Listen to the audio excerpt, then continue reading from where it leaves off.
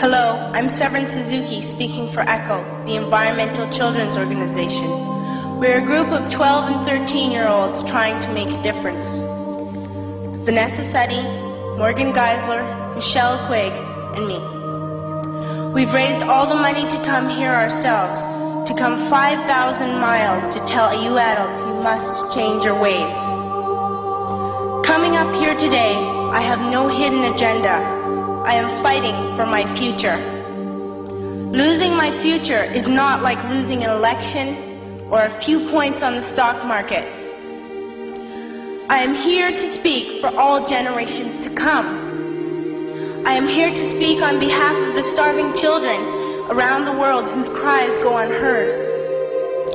I am here to speak for the countless animals dying across this planet because they have nowhere left to go. I am afraid to go out in the sun now because of the holes in our ozone. I am afraid to breathe the air because I don't know what chemicals are in it. I used to go fishing in Vancouver, my home, with my dad, until just a few years ago we found the fish full of cancers. And now we hear of animals and plants going extinct, every day vanishing forever. In my life, I have dreamt of seeing the great herds of wild animals, jungles and rainforests full of birds and butterflies. But now I wonder if they will even exist for my children to see. Did you have to worry of these things when you were my age? All this is happening before our eyes, and yet we act as if we have all the time we want and all the solutions. I'm only a child and I don't have all the solutions. But I want you to realize, neither do you. You don't know how to fix the holes in our ozone layer. You don't know how to bring the salmon back up a dead stream. You don't know how to bring back an animal now extinct. And you can't bring back the forest that once grew where there is now a desert. If you don't know how to fix it, please stop breaking it. Here, you may be delegates of your government, business people, organizers, reporters, or politicians, but really, your mothers and fathers, sisters and brothers, aunts and uncles, and all of you are someone's child. I'm only a child, yet I know we are all part of a family, 5 billion strong, in fact, 30 million species strong. And borders and governments will never change that. I'm only a child, yet I know we are all in this together and should act as one single world towards one single goal. In my anger, I am not blind, and in my fear, I am not afraid of telling the world how I feel. In my country, we make so much waste. We buy and throw away, and yet northern countries will not share with the needy. Even when we have more than enough, we are afraid to share. We are afraid to let go of some of our wealth. In Canada, we live the privileged life, with plenty of food, water, and shelter. We have watches, bicycles, computers, and television sets. The list could go on for 2 days. 2 days ago, here in Brazil, we were shocked when we spent time with some children living on the streets. This is what one child told us. I wish I was rich. And if I were, I would give all the street children food, clothes, medicines, shelter, and love and affection. If a child on the streets who has nothing is willing to share, why are we who have everything still so greedy? I can't stop thinking that these are children my own age, that it makes a tremendous difference where you are born.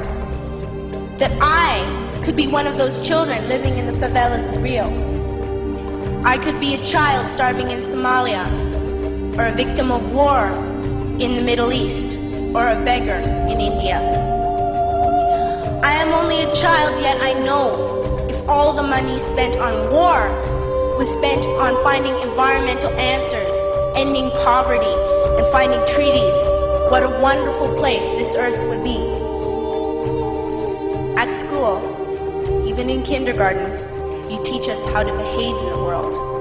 You teach us not to fight with others, to work things out, to respect others, to clean up our mess, not to hurt other creatures, to share, not be greedy. Then why do you go out and do the things you tell us not to do? Do not forget why you are attending these conferences, who you're doing this for. We are your own children. You are deciding what kind of world we are growing up in. Parents should be able to comfort their children by saying, everything's going to be all right. It's not the end of the world, and we're doing the best we can. But I don't think you can say that to us anymore. Are we even on your list of priorities? My dad always says, you are what you do, not what you say. Well, what you do makes me cry at night. You grown-ups say you love us, but I challenge you, please, make your actions reflect your words. Thank you.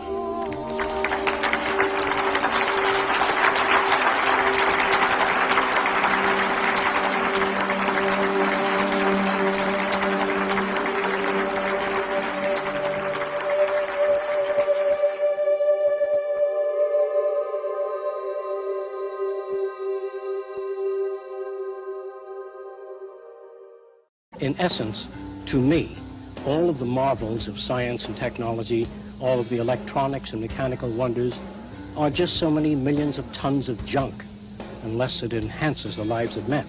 The reason we emphasize machines and technology is to free men and to find the meaning of their own existence and lives. We've got to get away from this limited, I did this and I did that, and the self-centeredness that dominates our society today. It must be a privilege to serve members of society. Not that we want rewards or medals or honor for what we do, because it is just an honor to do it. Americans have been conditioned in their kind of society to get a different kind of car next year, to buy a new television set or a tape recorder. We are radical as hell, but our political and social institutions have not changed. And this is where we are stagnating, because we always equate any new idea with communism or regimentation, because we've been brought up to fear that which is new. We've got to reorganize our way of thinking and reconsider our social aims. The entire money-structured and materialistic-oriented society is a false society. What kind of competition is there in your body? Suppose your brain said, I'm the most important organ, and the liver said, I am, and I want to go a free enterprise system. You'd rot away in a month if every organ of your body went out for itself. Your whole banking system is utterly corrupt. Your lending institutions have loused up the system, but there's nobody out there telling you what's wrong with it. So it looks okay to you. I'm not afraid of anybody. I don't work for anyone. I am afraid to live in the society we live in today. Our society cannot be maintained by this type of incompetency. It was great, the free enterprise system, about 35 years ago. That was the last of its usefulness. We have the brains, the know-how, the technology, and the feasibility to build an entirely new civilization.